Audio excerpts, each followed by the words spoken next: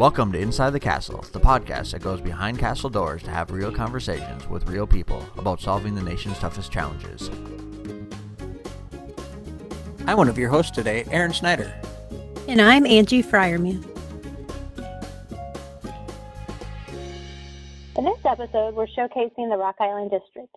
With us today are Colonel Jesse Curry and Deputy District Engineer Kim Thomas. Thanks for being with us today. Yeah, thank you. Great to be here. Thanks for having us. Before we get into the discussion, we always like to take some time to get to know our guests. So can you tell us about yourself and how you help the district deliver the mission? Colonel, we'll start with you. Yeah, thanks, Angie and Aaron. Again, it's a privilege to be here with you today.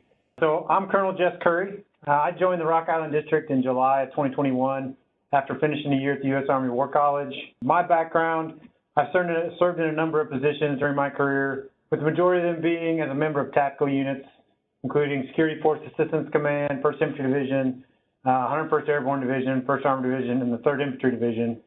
For USAFE positions, I'm proud to have served for 2 years in the headquarters at the USAFE, as well as for a year in the Office of the Chief Engineers. And in my much younger days, I also served as a MILCON project manager for the Savannah District. I received my commission as an engineer through ROTC at Wheaton College in Wheaton, Illinois. I actually grew up in Southern Illinois, so in many ways, coming back to Rock Island has been very much like coming home for me and my entire family. As for what I do to help deliver the USAFE mission, I'd say that as the district commander, I have the privilege of being responsible to help guide the Rock Island District and help guide an amazing organization towards delivering quality projects on time, on budget, safely. Something that this district has done very well for many, many years and will continue to do so. And we also together have the privilege of being the recipients of a lot of investment over this past year and even in the years before that gets towards the importance of our mission and our importance to the nation in this part of the country. So again, I think as we deliver on those investments, that's how we help deliver the USAFE mission. Oh, well, thanks, Angie and Aaron, for having us. Super excited to be on today. So I'm currently the Deputy District Engineer, or DPM, in the Rock Island District. I've been with the Corps for 22 years, 20 of those years in Omaha District, and then the last 2 in Rock Island. It's been an interesting transition from mainly working military construction and interagency and international services to a civil works only district. It's been exciting to take a lot of those best practices from the military construction and really implement them here in a new environment. Our team here in Rock Island is 100% dedicated to delivering the program for the nation and just really honored to be part of this historic time. Our team is really focused on execution, and we continue to be flexible, agile, hardworking, and just innovative. All attributes that are just vital to getting us to the finish line with our existing and our new work. As part of MVD, we really have a unique situation that works extremely well in delivering the program. We're lock-sync, one unified team across the valley. We share resources, we workload balance, and we're all rowing in the same direction. Late last summer, our division commander, General Holland, she pushed us strategically to put the wheels in motion to increase the workforce, which has resulted in us being ahead of the curve to bring on additional resources. And then when the Infrastructure Investment and Jobs Act, IIJA, was signed, the DPMs and the engineering and construction chiefs up and down the valley really came together to distribute that workload, develop the integrated teams, and just develop a plan to be able to execute efficiently and then ultimately deliver the historic program that the nation has entrusted us with. Thanks, Colonel and Kim, for that. I was kind of curious, listening to you talk about Rock Island District. Could you give us a little bit of background of the district, where you're located, and some of the key mission areas that you have? Yeah, thanks, Aaron. As every district commander should be, of course, I'm a little bit biased for the Rock Island District. The team members that we have here and the mission that we have is something we're all extremely proud of. So with just over 900 team members, the Rock Island District is one of the 6 civil works districts covering the Mississippi River Basin as part of the Mississippi Valley Division. Now, we're located between St. Paul and St. Louis District and headquartered on the Rock Island Arsenal in Rock Island, Illinois, which is located here in between the Quad Cities between Illinois and Iowa. The Rock Island District is responsible for about 78,000 square miles across portions of 5 states and 5 river basins. MVR is the lead district for Illinois, Iowa, and Wisconsin, and is a supporting district for Minnesota and Missouri. Within that mission, MVR supports navigation assurance on both the Mississippi and Illinois rivers with management of 18 lock and dam facilities, as well as supporting maintenance and dredging fleet. That really keeps those rivers open to support our economy, regional farmers, and really our global competitiveness in the world markets. Rock Island also supports several ecosystem restoration and protection programs, as well as focuses significant efforts towards regional flood risk mitigation. Part of those missions also enable the Rock Island District to provide significant benefits to the communities in the region through parks and recreation, as well as a lot of opportunities for community engagement. I would also like to add, the Rock Island District also supports the greater USACE enterprise in really 2 key areas. Rock Island District is the headquarters for the Inland Navigation Design Center and the National Floodfight Materials Center, which I believe we will talk about a little bit later in the podcast. Finally, I'd like to mention that Rock Island District is the lead on a few regionally and nationally significant programs and projects, to include the Navigation Ecosystem Sustainability Program, the Brandon Road Interbasin Project, the Upper Mississippi River Restoration Program, Cedar Rapids Flood Risk Management Project, and significant maintenance rehab of infrastructure on the Mississippi and Illinois River lock and dam systems. So that's just a bit of what the Rock Island District does. We're certainly proud of where we are and the mission that we have. And again, thanks for the chance to talk about it today. Like you, I'm probably biased. Having grown up in the Rock Island District, I think it's a pretty good district myself. Thank you for that overview for those folks that don't know much about Rock Island District. So recently, the Corps received funding through the Infrastructure Investment and Jobs Act, and Rock Island received some of that funding. Can you tell us about the projects the Rock Island District is executing on behalf of the administration, and how these projects, when completed, will provide huge benefits to the local communities and the nation? Yeah, thanks, Angie. I'll start with the Navigation Ecosystem Sustainability Program, what we refer to as NESP. NESP is a duly authorized program for both navigation and ecosystem sustainability. And in the IIJA, we actually received a construction new start and then significant funding for a new 1,200-foot lock at Lock and Dam 25 on the Mississippi River, and an ecosystem fish passage project at Lock and Dam 22. NESP is a upper Mississippi Valley regional program. We manage it here out of the Rock Island District, but it's executed by Rock Island, St. Paul, and the St. Louis districts as a team. So this has been extremely exciting, not only for the NESP team, but also to our partners who have been working towards this goal for the last 20 years. We've had a lot of good years of investigations funding as we were, awaiting the construction new start. So exciting. Today I'm actually at a NESP formal partnering meeting. So interesting and great times ahead. The team has jumped aggressively out of the gate with the design for the new 1,200-foot lock, using the proven MVD concept of engineering without borders. That was really born out of the work in New Orleans after Hurricane Katrina. It allows us to share those engineering resources regionally, and it works really, really well up and down the valley.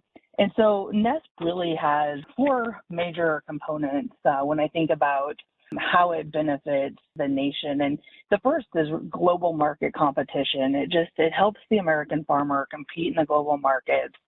It decreases their transportation costs of getting their grain there, and then just increases the reliability of the existing inland transportation system.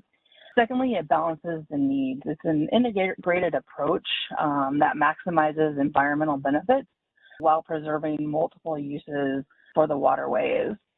Third, it's a huge infrastructure investment. The construction new start ensures that the lowest cost, most environmentally conscious, and safest transportation method for bulk commodities remains efficient and reliable. And then lastly, jobs creation. Both the Lock 25 new 1,200-foot lock and then Lock 22 fish passes projects immediately create thousands of high-paying construction jobs. So NEST is a larger program. It's putting in those new 1,200-foot locks at 7 locations and then comparable progress on the ecosystem. And so this is really the first piece of that program, and it's exciting to be a part of it. Yeah, and if I could, I'll go ahead and add on the next major area of investment from IIJA is a project called the Brandon Road Interbasin Project. So for those that aren't familiar, so Brandon Road Lock and Dam is located just outside Chicago in Joliet, Illinois. And at that location is where we have been working over the last several years to design a project that is targeting invasive species and a balanced ecosystem there. So this particular project, which is partnered with the state of Illinois as well as other Great Lakes states, really is right at the crossroads between battling an invasive species and maintaining a balanced ecosystem, but also supporting our economy through protecting the natural resources located in the Great Lakes. So at this particular location, the design team over the last couple of years has been focused and funded towards designing what we affectionately started to call, a gauntlet to keep the invasive species from moving any closer to the Great Lakes. And through that partnership with the states and ERDC and other partners out there to work through this design, we've continued to get closer and closer to something that we are all completely confident that this will be the last line of defense necessary for these invasive species. So the IIJA investment provided us both a construction new start as well as funding for the first increment of that project. And as our team is continuing to complete design, they're taking that funding and are preparing to get started with construction, hopefully early next year.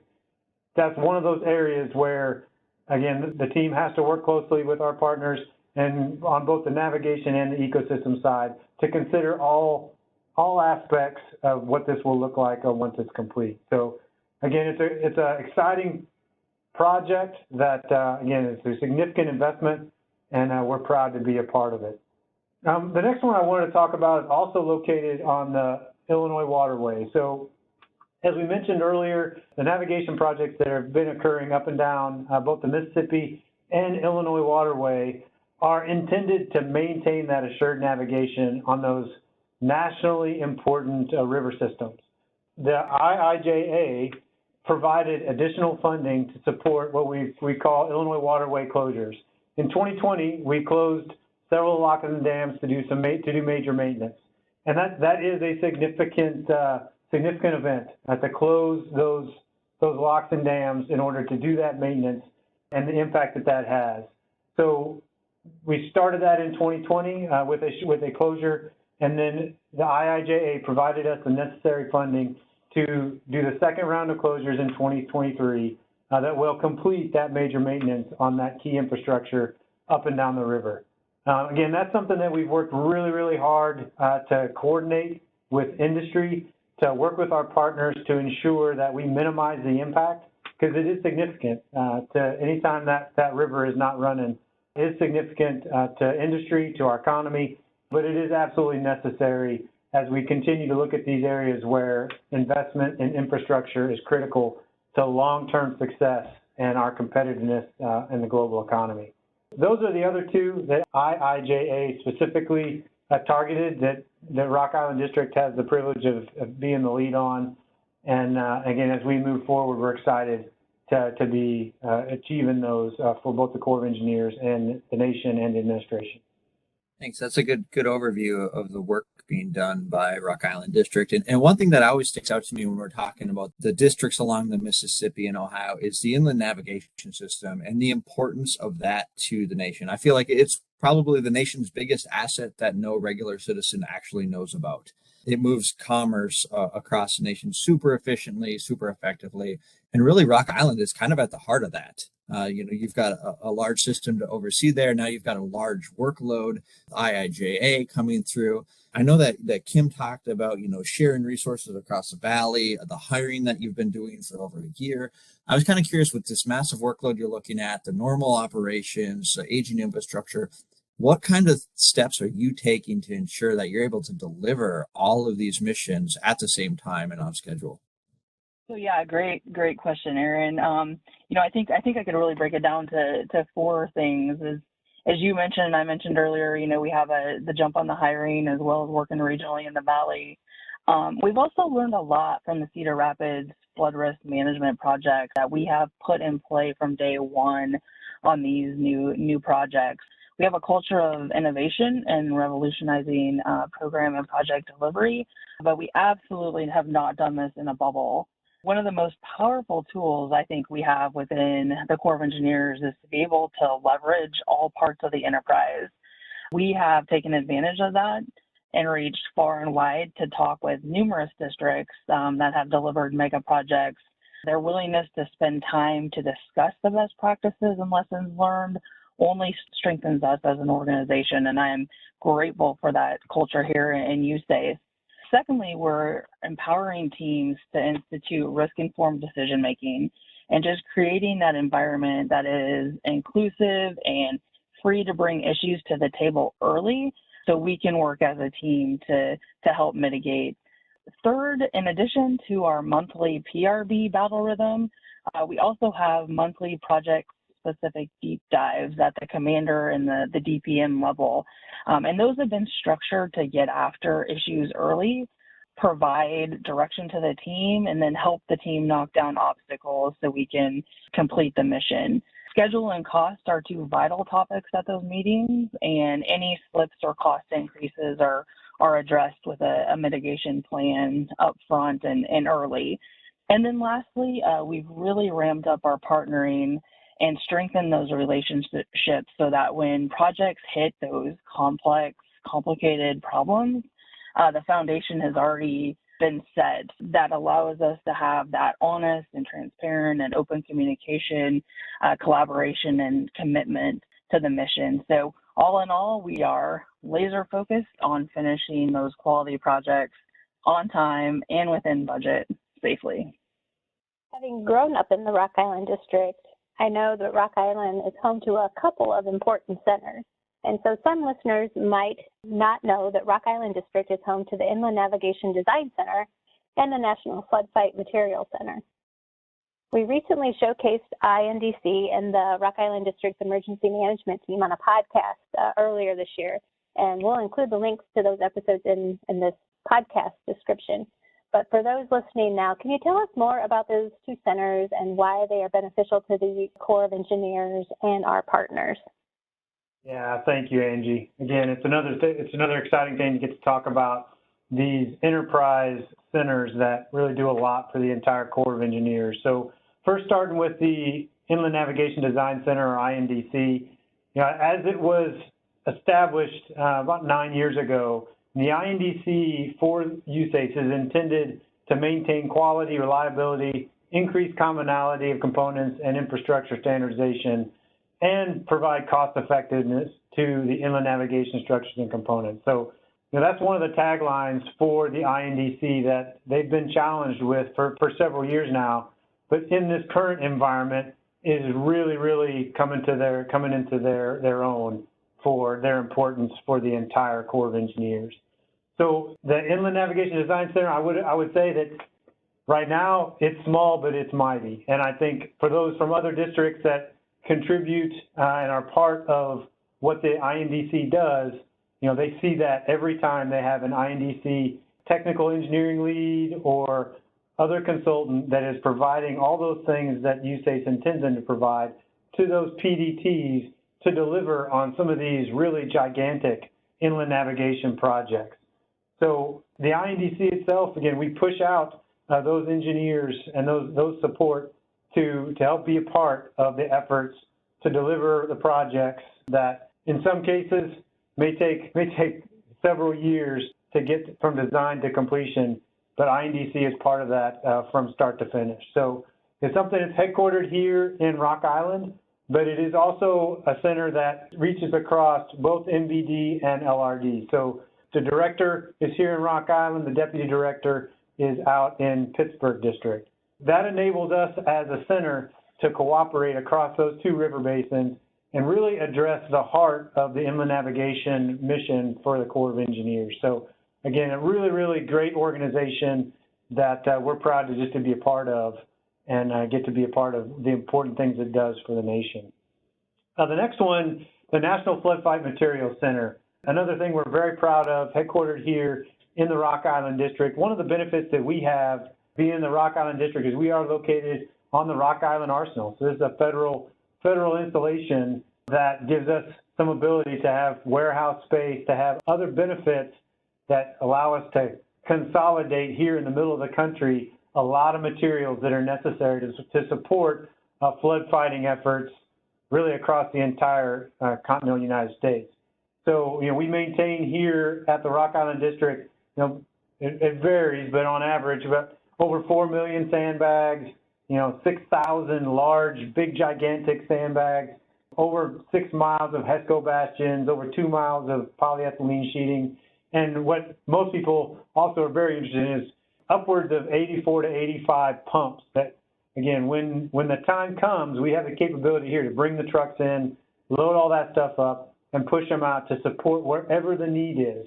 I think since in my time just here in the district, we've pushed materials out to the Pacific Northwest. We've pushed materials down to the southeast part of our nation. So again, what the Flood Fight Materials Center provides is this consolidated area where we can gather, we can maintain, and we can support a bigger mission for the entire Corps of Engineers. So again, thanks for give me a chance to talk about those, because those are things we're really, really proud of. Thank you. And thanks. It's great to hear about the mission of Rock Island and some of these special centers and the opportunities. And it really just sounds like it's probably a pretty great place to work and live. So I'm sure if there's listeners out there that are interested in pursuing careers in Rock Island, I'm sure you can contact Colonel Curry or Kim Thomas. And really, we're kind of nearing the end of our time together. And I was kind of curious if there's anything else that the two of you would like to share with our listeners. And Kim, we'll start with you. Yeah, thanks, Aaron. So I would just like to end with a shout out to our outstanding team here in Rock Island District, the Mississippi Valley Division, and just really the entire enterprise. To be surrounded by the most professional, intellectual, dedicated, and hardworking teams is just a great honor day in and day out. Through selfless service and loyalty to the nation, the Corps is founded on a rich culture that takes pride in delivering these projects that better the lives of the American people. So we have entered unprecedented times that will prove to be a significant part of history as we embark on this once-in-a-lifetime opportunity. And we absolutely will deliver the program for this great nation. Thanks, Aaron. Yeah, and Aaron, I think I can't say it much better than Kim said it as for what this district does for the nation and how proud we are to not only be Rock Island District, but also be a part of MVD and USACE as a whole. I certainly don't want to miss the opportunity to go back exactly to what you said about, hey, Quad Cities is a great place to live. We certainly would love to welcome anyone who is interested in coming and working as part of the Rock Island District. But I probably would also add that, hey, you don't need to be as part of our Manning document to be a partner with us. And I think what gives us strength across the Corps of Engineers is the ability to come together in teams and to be partners and really leverage that expertise across the whole enterprise for whatever challenge that we have. I think that's what we really deliver for the nation as the nation's engineers. So I'm proud to be a part of that and proud to really be a part of the Rock Island District because it is a special place and it's a really, really great team here. And again, look forward to many more months of great things to report coming out of the district and the division. And again, would welcome anyone who wants to join us to be a part of it. Just reach out to me or Kim at any time. Thank you, Colonel Curry and Kim, for joining us today for this edition of Inside the Castle. We appreciate you and your insights. To our listeners, we want to hear from you. What topics are important to you and people you are interested in hearing from? Until next time, be safe, be innovative, and be revolutionary. Thanks for joining us for this Inside the Castle podcast. To provide your feedback, email us at cw.infrastructure.team@usace.army.mil. Stay tuned for additional Inside the Castle podcasts as we explore life inside the Corps and revolutionize civil works together.